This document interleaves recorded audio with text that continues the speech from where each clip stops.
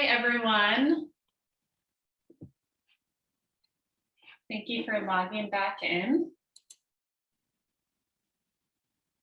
And it is so awesome to see people on video. It's good to see you all.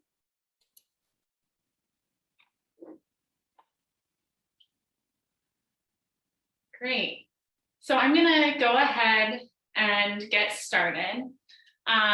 Thank you all for joining us for these 2 days of the Elementary Inquiry Institute and for logging back in after your lunch for the session on informed action. My name's Jeanette, and I'm Director of Partnerships at Inquire Ed, and just really excited to be here with you all today to talk about informed action. So to get started, I just want to put these up, and it's so great to see some of you on video right now. Right now we're in this larger group session, so everyone's muted. Sometimes it helps to have Zoom set up in speaker view for this part, and you should be able to see my screen right now.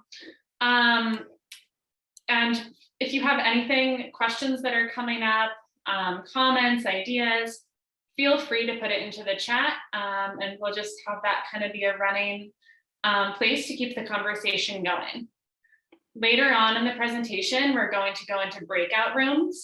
So in those breakout rooms, definitely go ahead and turn your microphone on, turn your camera on. Gallery view is really nice in breakout rooms so that you can see everyone in your room and feel like you're having more of a face-to-face conversation. And then if you're in the breakout room, whether you're chatting out loud, feel free to keep using the chat and then keep talking to share with the groups that you're with. With that said, let's go ahead and dive in. So this Institute's pretty great in that there's a lot to talk about when it comes to inquiry. There's a lot, the process covers a pretty large swath of thinking about starting with compelling questions, how are student-generated questions aligning to standards, moving to source selection and students evaluating sources, and then being able to make claims based on evidence, and then moving into informed action, which is where we are now. So really excited to talk to you all about informed action and how we think about informed action at Inquire Ed. We have some pretty great tools that we're excited to share with you that you'll be able to start using right away. And I just want to take some time today to talk about these three things. So we'll start with defining informed action. So what is informed action? How do we define it? Then we'll talk about the pivot to action. So informed action fits into this inquiry process. But how do you move from sustained investigation to informed action? What does that actually look like? And we'll spend some time talking about that. And then we'll end the presentation today with examples of informed action. So I have some examples to share with you, and I also want to make sure during that time, I give you all a chance to share examples of informed action that you've done with your students. So before we dive in, I want to take a few minutes just starting with the why. So why is informed action important? Why was it included? Why is it being included in state standards? Why is it one of the dimensions in the C3 framework? Why is it part of the EAD framework? So why is it informed action important? And why is it important to you? Why are you at this session, and what gets you excited about informed action? So go ahead and type your answers into the chat, and we'll take just a few minutes to do that. So in the chat, just go ahead and type, why is informed action important?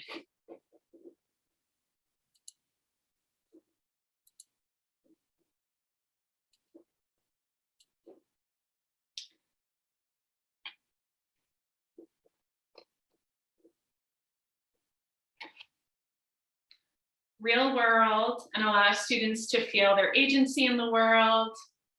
Students relate their learning to their own lives, knowledge put to work, direct connections, authentic. Important to have students participate in real life examples, agency, making a difference, purpose. Students need to know that they can make a difference, especially elementary students. Real world and personal connections, makes learning more relevant, purpose. Use their learning to participate in the real world, see how they can make change happen, purpose. So I'm seeing a theme here of just purpose, students having agency, and really connecting learning to the real world and students' lived experiences, which is great and gets us really excited about informed action. So what is informed action?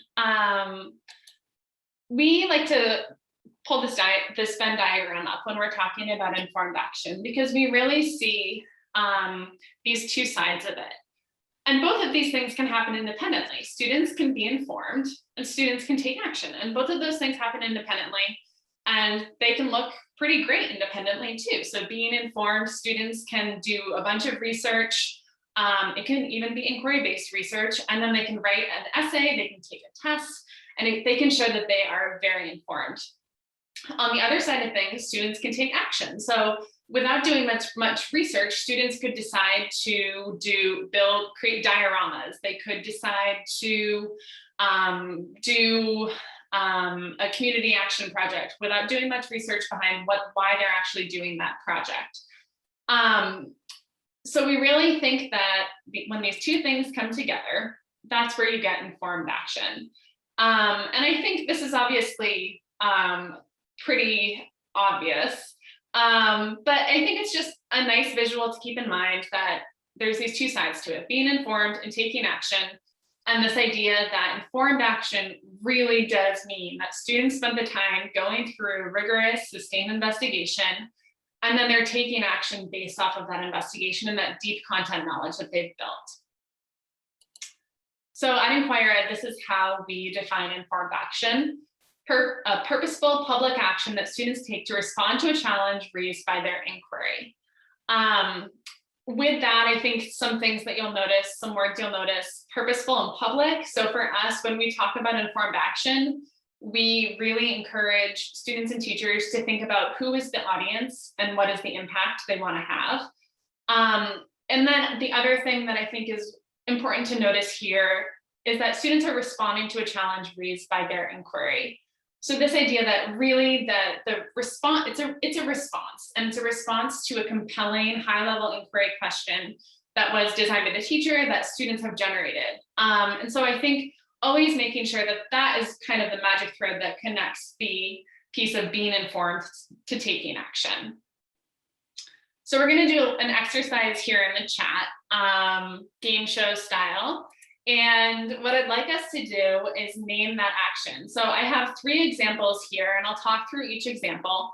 And then what we'll be doing is deciding which one is being informed, which one is taking action, and then which one is an example of informed action. So this is an example from a unit about Native America, and there's 3 examples here. The first example is students read about selected cultural areas and then compose a 3-paragraph descriptive essay. The second example, students create works of art that they will present on exhibition night as they explore the driving question: how can we create an exhibition that celebrates Native America, past and present? And then finally, the third example that we'll look at: after investigating the inquiry question, how can we better honor the cultural heritage of this land? Students decide to audit the text within their school library and present their findings to the librarian. So let's look at this first example where students are reading about selected cultural areas and then composing a 3-paragraph descriptive essay. In the chat, go ahead and type if that is an example of being informed, taking action, or informed action. I missed who got it first, but you all got it correct. So great job. Let's move to the second one. Great. So students create works of art that they will present on exhibition night as they explore the driving question: how can we create an exhibition that celebrates Native American history? All right, again, I missed who got it first, but you all are getting it correct. This is an example of taking action. The end goal here really is this exhibition. And there isn't so much research and inquiry and student-led investigation that goes into it before they move into the exhibition. Great. And then this last example, after investigating the inquiry question, how can we better honor the cultural heritage of this land, students decide to audit the text within their school library. Go ahead and type your answer there. Great. So yes, this is an example of informed action. I think one thing that's good to notice about this example is the inquiry question that students are investigating? How can we better honor the cultural heritage of this land? In that question, there is a compelling piece to it that moves students towards informed action. So the design of an inquiry unit plays a really big part in helping move students towards informed action. Having really good, compelling inquiry questions is going to make moving to informed action much easier because it's framing the entire unit around this idea of moving towards informed action. Great. So, all that said, that's great. We've now defined informed action. I think it's a pretty simple concept. It's about being informed, taking action, those two things coming together with the help of a really compelling inquiry question. So how do you actually do that? So let's take a look at the inquiry process, and I'm sure you all have seen this on slides for the past 2 days, so I apologize for bringing up the inquiry process again. But let's look at it quickly and just think about where does this pivot to action actually fit in? So in the inquiry process, in every inquiry unit, there's a launch that starts with an inquiry question, an investigation that it's moving through sustained investigation, usually framed by essential questions, student-led investigations, and they're moving through that. And then finally, the action, and it's culminating in informed action. So what we want to think about is, how do you actually get from investigation to action? Like, what does this little arrow actually entail? So that's what we're going to zoom in on right now. So there are really 2 lessons that get a unit set up to move into action. We'll talk about both of these. So the first lesson that is really important is a lesson that pulls everything together. So after students have moved through investigation, the teacher really serves as a facilitator to pull all that learning together and help students synthesize that learning. The other lesson that's really important is a lesson plan on creating an inquiry challenge statement. And that's where we'll spend a lot of time talking today of what does an inquiry challenge statement actually look like, and how does that move students towards action. So this first piece, pulling it all together, this is really the lesson where the students asking the teachers, the teacher is asking the students, what are the biggest takeaways from this unit, and what would you want to share with others? And I think that a lot can come out of this. I think in just asking that in an open way, and getting students to really start thinking, what did I learn, and what do I want to share with others? So to support their thinking, there's one thing that the teacher can do is think about, what did students create during the unit? So I think this is kind of, if you think about this high level inquiry question, students generating their own questions at the beginning of the unit using something like the question formulation technique, and then pulling together artifacts throughout the unit. So thinking about students maybe creating a timeline throughout the unit where they're putting things on the timeline throughout the unit. Maybe students are collecting artifacts and adding that to a map where they're adding things to different parts of the world or different parts of the country as they build their understanding of where things happened. So anything that's happening over the course of the unit where students are creating something throughout the unit, it helps if that's on the wall of the classroom, so it's really easy to refer back to. This is the time to do that, to help students kind of reflect on what did they learn. Other things that might help students think about this big high level question of what are their takeaways. If there are images or media that students examined that they really were interested in, it's a great time to pull those images and that media back up and have them think about, again, what was it about this image or media that was really interesting to us? What is it how could this help us think about what we might want to share with others? And then finally, what stories have been part of the investigation? So especially in grades K to 3 to 4, where you're using picture books and stories to help with learning and integrating with ELA, if there are books that you've used, have those out and have students thinking about what stories have we investigated, and what takeaways do we have from those stories, and what can we share with others. After this is when students are moving into thinking about their inquiry challenge. So that's one lesson. And then the teacher is moving into a lesson on creating something called an inquiry challenge statement. And this is something, it's a protocol that we developed. And there's a video here I'm going to share with you on this protocol. And then we'll actually be doing an activity with this protocol where you'll go into breakout rooms and create your own inquiry challenge statements. Let me go ahead and share this video. This is an introduction to inquiry challenge statements and how they work. Are you ready to create an inquiry challenge statement with your students? They'll work with you to formulate an inquiry challenge statement that describes the action they will take, the product they will create, the target group they will affect, the impact they want to have, and the goals they will work toward. Let's look at an example of an inquiry challenge statement. We will create a cookbook in order to inspire our community to celebrate diverse cultures. Now, using this example, let's break the challenge statement down into its component parts. It contains an action, create, an inquiry product, a cookbook, an impact verb, inspire, a target group, our community, and finally, a goal, celebrate diverse cultures. Let's look at another example created by a 5th grade class in Ohio.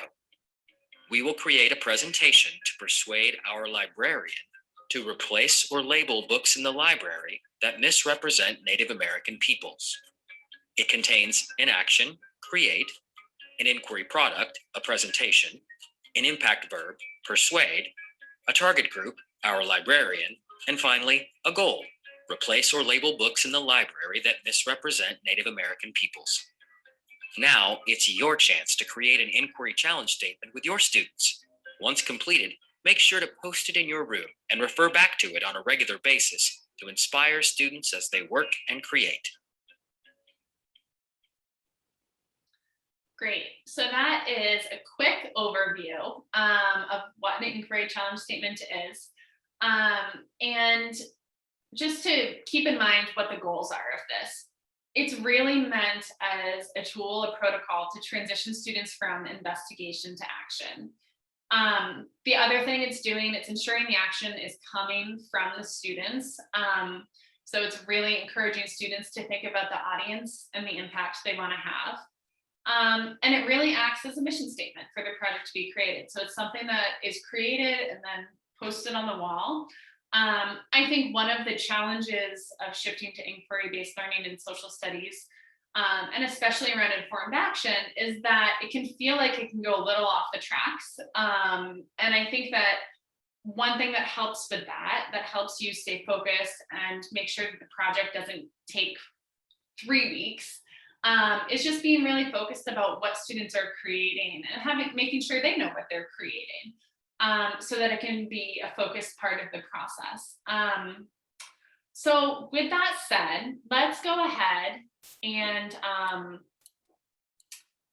look at. Are you ready to create an inquiry? Let's give it a try ourselves. So in a few minutes, we are going to share the link for a Jamboard activity, but I want to give a quick overview of what that activity will be. So this is a very colorful slide, and basically you saw in that video, there's a lot of different pieces to creating an inquiry challenge statement. And you'll see that here, we've included those different parts of the inquiry challenge statement. So over here on the right, you have kind of a template. So there's an action word, a product students are creating, a why transition, an impact verb, a target group, and a desired result. And so when you get into Jamboard, what you'll notice is that each one of these, it won't let me do it, but if I was in the Jamboard, you would see that I'm able to actually click on these different little, it looks like magnetic poetry. So I'd be able to click on this and drag and drop these. So I'd be able to drag and drop from action words over into this template, and then I'd be able to choose a product and drag and drop, and basically create an inquiry challenge statement using these magnetic poetry type post-it notes. So that's what you all will be doing. And what I'd like us to do We'll spend about 12 minutes in breakout rooms. You'll be assigned to a breakout room, and that will be the same number Jamboard that you'll be going to. You'll introduce yourselves. So say who you are, where you're based, what you teach, and then go ahead and pick the person with the longest last name to share a unit that they teach. So you'll have to share your last name and figure out whose last name is the longest. And then that person should share a unit that they teach. Maybe they're doing informed action in that unit already, maybe they aren't. And together create an inquiry challenge statement for that example unit. If you create an inquiry challenge statement for that unit in the 12 minutes and you still have time, go ahead and choose someone else in the group and create an inquiry challenge statement for one of their units that they teach. When it comes to Jamboards, I think you all have experienced this in other sessions, but basically we're going to share two links. One link will be for the odds and one link will be for the evens. So if you get assigned to a breakout room that's an odd number, you'll go into the odd Jamboard. If you get assigned a breakout room that's an even number, you'll go into the even Jamboard. And then within the Jamboard, you're going to find the same number that your breakout room number is. So say I'm assigned to breakout room 3, I'd be going into the odd Jamboard and looking for number 3, scrolling through the Jamboards. And then you'll see the same thing that is on the screen here. Every group has the same template to work with. On the very top of the template there, you can see the order that the words get put in. So action word, product, why transition, impact verb, target group, and desired result. I'd also encourage you, I think the examples that we have shown thus far are somewhat complex examples. In your group, choose to do a complex inquiry challenge statement if you want. But also, I'd encourage you to think about what's actually possible in your school or district. What do you have the resources for? And feel free to do a simple project, something that isn't as complex. I think that there's things like a presentation, a podcast, is a graphic novel. Those things are going to be much easier and a much smaller lift than putting on an event or a community potluck. So keep that as a conversation. I think that's a nice thing in your groups to just share the resources you feel you have in your district, and what might be possible when it comes to informed action in your classroom. All right. So I'm seeing in the chat the odd numbered rooms and even numbered rooms. Both links are there. And then I think we can go ahead and assign people to the breakout rooms, Ashley. All right. Welcome back, everyone. Thank you for taking the time in your breakout rooms.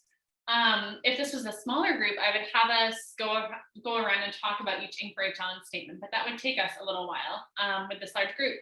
So what I'd like to do is I'm actually just going to share 2 inquiry challenge statements that were put together. But to give them context, I would love if someone in the group, if you notice that it's your inquiry challenge statement, if you can go ahead in the chat and type and let us know what unit you all were discussing, so that we have a little bit of context for the statement that was created. So the first one we're looking at is group 2, I believe. It may have actually been group 1 because they're in the odd board. But they wrote this inquiry challenge statement: plan and create a guidebook to inform new students in order to foster greater understanding. So I would love to, whoever from that group, if you could share in the chat what unit this is about. My group on the wrong board, totally fine. But if you want to talk about what topic or theme are you covering in this unit? So we were looking at a first grade unit on community, about school community. Nice. So, and actually we actually went in and changed the sticky note on the right board because we're on the wrong board. On the right board, the other members of the group actually put in a little sticky there, and it was, instead of fostering greater understanding, it was actually, oh gosh, I forgot what we wrote. Anna, can you guys help me out? Forgot what we wrote, but we changed the goal to be more specific to, I like helping new students or something along those. Kind of to get oriented, maybe. Something like that. That's great. I think it was to get to know members of the school community. Okay, about the people in our school community. Awesome. Thank you for sharing. All right, another example I have here is group 6, which I'm really curious what the unit's about. So the inquiry challenge statement is plan and create a tabletop game to teach and entertain younger students to foster greater understanding and celebrate community diversity. And then Talia is saying we were talking about an immigration unit. So that's great. I love that. And there's some really great examples throughout here. And I'm sure you all had good discussions within your groups. So thank you so much for diving into this activity. One of the takeaways from this session that you all will have is a very colorful Jamboard to use on your own if you want. So we will share a link to a Jamboard and then feel free to use this. Obviously, I saw a few groups were creating their own Post-it notes and typing some things in. And that's a great way to make it customized to your community and make it work with your unit. And you could use this with students if you wanted to. So let's go ahead back to the presentation here.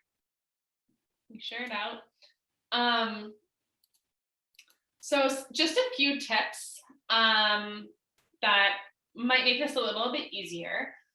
Make sure that you're centering the inquiry challenge statement on what they said and pulling it all together. That piece of kind of helping students synthesize before they create the inquiry challenge statement is going to make that process creating the statement just much smoother. Provide word banks for each element. Think magnetic poetry. So you'll have this Jamboard to use. We're also going to give you a document with impact verbs, which we find to be kind of a really powerful piece of the inquiry challenge statement is the impact verbs that students choose. So words like persuade, convince, educate. So things like that. We have a list of those impact verbs that we'll share with you. And those are really nice, I think, to kind of use as a foundation for students thinking about what they're trying to do and who they're trying to reach. All right. So that's the inquiry challenge statement. I want to just share a few examples of informed action, and then I want to make sure we have some time for questions and for you all to share your own examples at the end. So after students create this inquiry challenge statement, they're ready to move into action. And I want to share just a couple examples from this past year. It was obviously a challenging year for a lot of students and teachers, in that many students, schools and districts were bouncing between being virtual and being in person. So getting through an inquiry unit and designing inquiry challenge statements, not knowing whether or not your students were going to be in person or virtual, made it really challenging. But I'll just share 3 examples here. These were teachers that were using our curriculum, but you can see how these examples could be created using any units from anywhere. So this first unit is on Native America. The inquiry question is, how can we better honor the cultural heritage of this land? And then the inquiry product is a diorama and presentation. So students were basically researching different cultural areas of the United States and thinking about the different ways that Native American cultures lived in the past, but then also thinking about the present. And they were creating dioramas and then presenting these dioramas to another class. So I think that's a really key piece. Students can create beautiful, amazing things, but trying to find a way to figure out who is the audience for the things that they're creating is an important part of informed action. And I think that's a piece where, especially if you're thinking about what's possible, or if this is your first time doing informed action with your students, it could just be another class. It could be inviting a guest, just one guest into your class that students are presenting to that one person. So don't feel like you need to do a big exhibition night for your first informed action project. Think of an audience that feels manageable and attainable for the first project you're doing with your students. This second example is really interesting. This is one that definitely had to be thought through because this district was bouncing between being virtual and in person. So basically, this is on a unit about the 13 colonies. The inquiry question is, how can facing the complexities of America's past help us to meet the challenges of the present? And then basically students were creating a virtual museum. So in the past, with this unit, students have created a living museum where they basically set up an exhibition type night, and they created artifacts, and then they invited the community in to walk around the museum. That wasn't possible this year. So the teacher had them create a virtual museum where basically each student created a slide where they had a picture of the artifact on the slide. And then they wrote about the artifact, and then they shared this presentation. They invited parents to come to the virtual museum and see the different slides and look through the slides that these students created about their artifacts.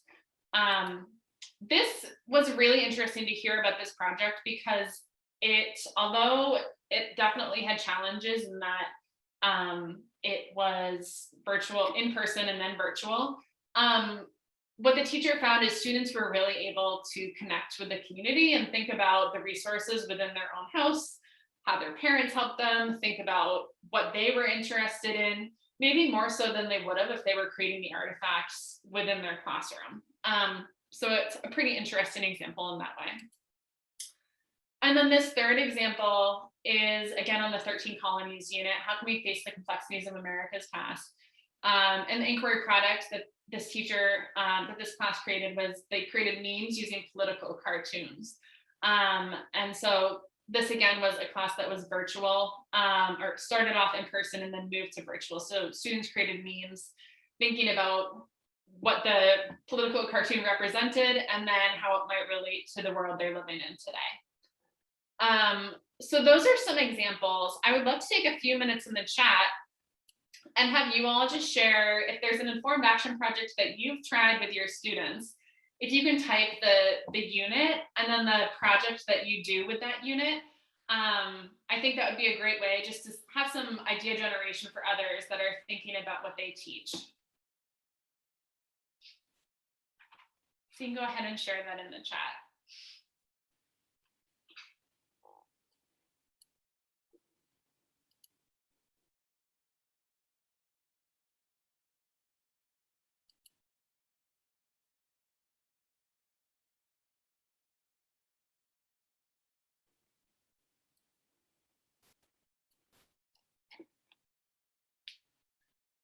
Questions about the presentation? Yes. If there aren't examples today, that's fine too. Travel brochures for specific regions of the country and presented to their parents to convince them to travel there. That's great. Oh, okay, there's a lot coming in now. Presented at a board meeting. I find those examples really powerful when students are presenting to administration or at board meetings. Unit on human rights, upper level students create picture books to share with lower students. We've done a living museum before.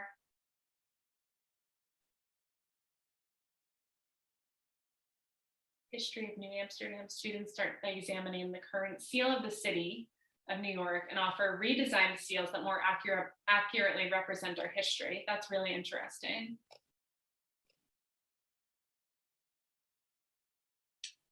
We do a unit on Indigenous people currently in Chicago, and kids have made and posted curated protest signs in response to research. Very cool. Public library display.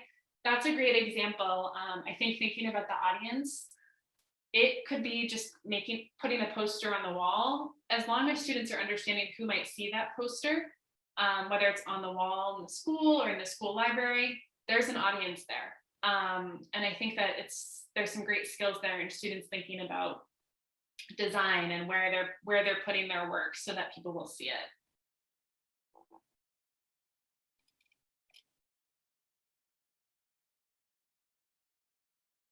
There are really great examples here. I almost feel like we might want to compile these so you all have these somewhere. Martin and Ashley, will we be able to compile these maybe into a document and share just so people have it as a resource? Yes, great. All right, well, I'm gonna do two things here. I'm going to let you know about a really great resource in addition to the Jamboard, magnetic poetry, the impact verb handout. We also are really excited to share with you something called the curriculum design guide, which goes pretty deep into designing inquiry-based units, and especially inquiry-based units that move towards informed action. So Ashley just shared that link to the curriculum design guide in the chat. We're really excited about it. Martin, do you want to say anything about the curriculum design guide? Yeah, could you open it up? Do you think it would open up on your screen? I can't really share my screen. So it's funny, this really started out first as just the appendix. So why don't you scroll down to the appendix there, and we'll look at that first, because what the appendix has, Emery already shared some of these things with you in your in the questioning section, but these are protocols and strategies like the concentric circles that she talked about, or like the Socratic seminar. But if you scroll up to the Socratic seminar there, I remember somebody said they were really excited about Socratic seminars. This is the same information that you got, but also at the bottom, you'll see that there are links to a Socratic seminar guide and a Socratic seminar poster. So this is, I think this curriculum guide is like a jackpot, because it's not only one resource, it's many resources. And then, so we started out with the appendix that's just these strategies and protocols.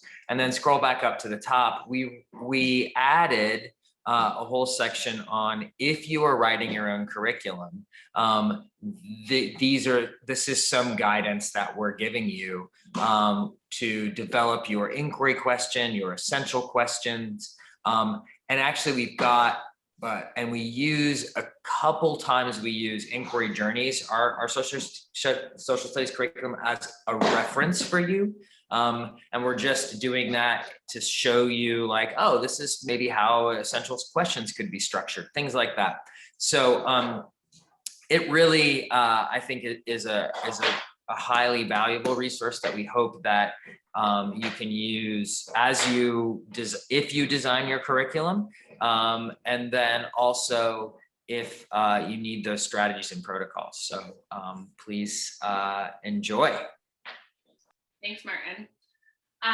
Great. So, and there is a section in here on informed action specifically. With that said, I would love to take the last few minutes here for any questions that are coming up for people around informed action.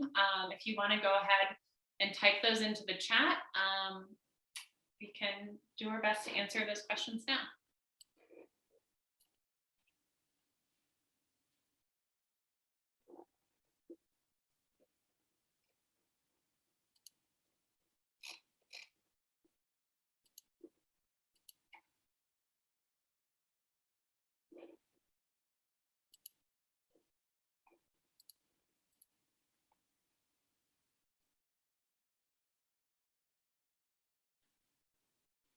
Does the published inquiry journeys curriculum have ideas for informed action, or are they always co-created by the class? So the way we approach informed action is we basically, and this is similar to creating the inquiry challenge statement, is we provide the teacher with basically a library of different types of projects to choose from.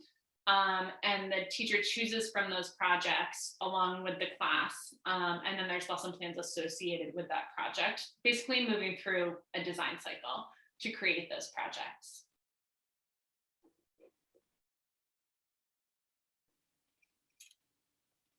Martin, feel free to. So the difference between project-based learning is, actually we did a session at Deeper Learning, was what if we called it, that's my dog chewing on a toy. What if we called it learning-based projects? So in a project-based learning, we know, the students know from the beginning that we're gonna do this activity fair, or we're gonna do this project, and we're gonna go out and we're gonna figure out all the things that we need to learn to present this. And it sort of flips that on its head, in that we are going to build up this deep background knowledge. We're going to explore these questions. And then we're going to sit down and say, based on all of our learning, what do we want to do? What communities do we want to impact? What's the project that we want to undertake? And also that project-based learning is, it could be sort of, the project could exist for project's sake. And for this, there's always a definite, specific, action that this project is trying to take in to impact a community. That would be my answer about the difference between those. There's some questions that kind of relate to that, Martin, and I'm curious how you'd answer this. So does the inquiry challenge statement need to always be co-created with the students? And then another question of, is this something the teacher can plan ahead of time? We backwards plan our units, or should we wait for students' input? I'll just give a little bit of what we've seen. I think that it really, and it's hard to make recommendations around this because I think it very much comes down to what's possible in your school or district. Sometimes you have to plan ahead. You have to get your project organized and thought through before your students dive into it. And then I think that there is a little bit of, there is a small benefit to having this, doing the same project every year, in that students look forward to it. They see the students above them creating the cookbook or doing the exhibit, the living museum. They attend the living museum, and then they're going to be a little bit excited about doing a living museum themselves. And so I think there's some benefit to that. I think there's also tremendous benefit to letting students have the agency to decide what they want to do with their learning and really co-create and create that inquiry challenge statement. I don't know, Martin, would you add anything to that? Yeah, I would say that the super majority of our teachers know exactly what project they're going to do when they begin the unit. But I think that there might be parts of it that they leave open to the students, and that challenge statement can be co-created with students, even for a project you've already figured out. You already know you're going to do a presentation. You already know that it's going to be to the school board, but it's really the act of co-creating that. I mean, it's a little bit of a, behind the curtain view, but the teacher is co-creating that so that they have a co-created mission statement.